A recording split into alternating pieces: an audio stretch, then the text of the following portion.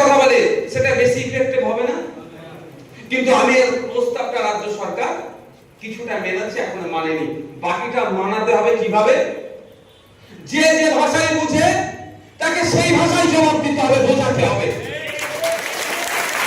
যে যে ভাষায় বোঝে তাকে সেই ভাষায় জবাব দিতে হবে। অন্যথায় কি করবে?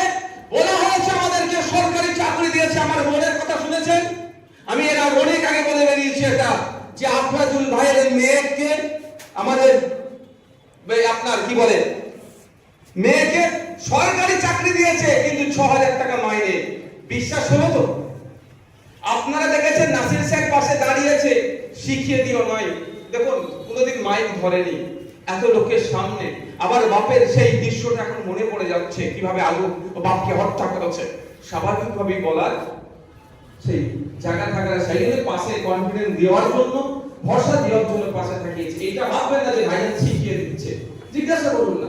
আর যদি অসত্য কথা বলে, আমি এখান থেকে মালদাতে তো তৃণমূলের এখন বড় বড় নেতা আছে, অনেক হুমকি চুমকি অনেক দিচ্ছে মানুষকে। সেই সমস্ত বহুবারী নেতাদের বলছি, অত দম থাকলে আমরা আফরাজুলের মেয়েকে ওর দিদিকে একটা সরকারি চাকরির ব্যবস্থা করে দিই, তাহলে শুধুমাত্র গন্ডা বস্তান করে রেখে দিয়েছে, শুধুমাত্র বোমাবাজি গুলি ছুড়ে এই কাজ করে এই নেতাগুলোকে রেখে দিয়েছে। এই নেতাদের কথা একটা পাত্তা দেয় না। ফিরহাদ হাকিম সাহেব ছুটে এসেছিল না এমন আপনাদের বাড়িতে, অনেক প্রতিশ্রুতি দিয়েছিল। আজকে কোথায় ফিরহাদ হাকিম সাহেবের? আজকে ভোটের প্রয়োজন নাই, আজকে আমার আপনাদেরকে দেখিয়ে ভোট দিতে হবে না, ওই জন্য ভুলে গিয়েছে। কিন্তু আমার আপনাদের মেয়ের ৬,০০০ টাকার মাইনে কেন? পৃথিবীর ইতিহাস বাদ দিন, ভারতের ইতিহাসে সরকারি চাকরিতে ৬,০০০ টাকা মাইনে আছে? এটা কন্ট্রাকচুয়াল জব। আগামী দিনে যদি বার করা যায় কিছু করতে পারবেন না। কোন খোঁজ নিয়ে দেখুন, কোন কন্ট্রাক্টরের আন্ডারে দিয়ে রেখে দিয়েছে। একটু বিস্তারিত গেলে কন্ট্রাক্টর চেঞ্জ হলে যদি চেঞ্জ করে দেয় আর চাকরি গেল। তাহলে ভাবতে পেরেছে। আর সেই সময় কি করছিল? সবাই কাঁদছিল আফরাজুলের জন্য।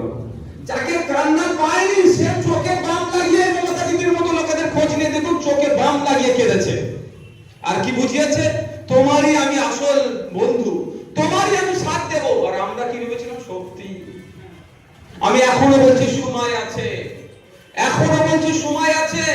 যদি এখনো আসল আর নকল কান্নাটা না ধরতে পারে, তাহলে আগামী দিনে দেখবেন শুধু আমার আফরাজুল নয়, শুধু মতি ভাই নয়, এই মালদা জেলার প্রচুর শ্রমিক ভিন্ন রাজ্যে কাজে যাচ্ছে, তাদের দুর্দশা কি হবে। কারণ হরিয়ানাতে দেখেছিলেন না আবু সিদ্দিককে, আপনার সাবির মল্লিককে, হরিয়ানাতে গোমাংস চলে না, ওখানে ব্যান আছে, ওখানে খাওয়া যায় না। সেখানে এই যে সাবির মল্লিক, আরে আপনারা এখানে আমাদের এলাকায় ওই প্লাস্টিকের বোতল, আবার কি বলে বলুন না, লোহা লক্কর ভাঙা সব কুড়িয়ে গেছে, ওই কুড়িয়ে বিক্রি করতে তার জীবন চলতো। ও আবার ২৫০-৩০০ টাকা কেজি গোশ কিনে খেতে পারবে? ডাল ভাত জোগাড় করতে পারেনি, ডাল ভাত জোগাড় করতে পারেনি, আবার গোশ কিনে খাবে। যদিও গোশ মানে গরুর মাংস হরিয়ানাতে ব্যান, তারপরেও তাকে মারা হলো, খুন করা হলো, পিটিয়ে পিটিয়ে হত্যা করা হলো। বুঝতে পারছেন? আগামী দিন এই কঠিন আসতে চলেছে।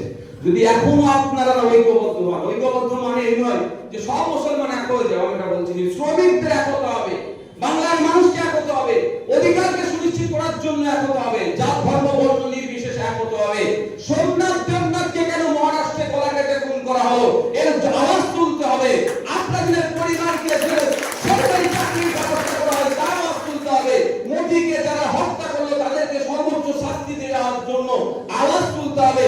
আপনার সাবির মল্লিককে যারা খুন করেছে, খুনিদের, সন্ত্রাসীদের, দেশবিরোধী কর্মকাণ্ডের সাথে যারা যুক্ত, তাদের সর্বোচ্চ শাস্তি দিতে হবে, আওয়াজ তুলতে হবে। শুধুমাত্র আফরাজুলের জন্য আওয়াজ তুলবেন, সাবির মল্লিকের জন্য আওয়াজ তুলবেন, বাঁকুড়ার হেমন্ত রায়ের নাম আসলে চুপ করে যাবেন, আপনার বীরভূমের সোমনাথ দেবনাথের নাম আসলে চুপ করে যাবেন, তাহলে কিন্তু একটা কেউ বিচার পাবে না।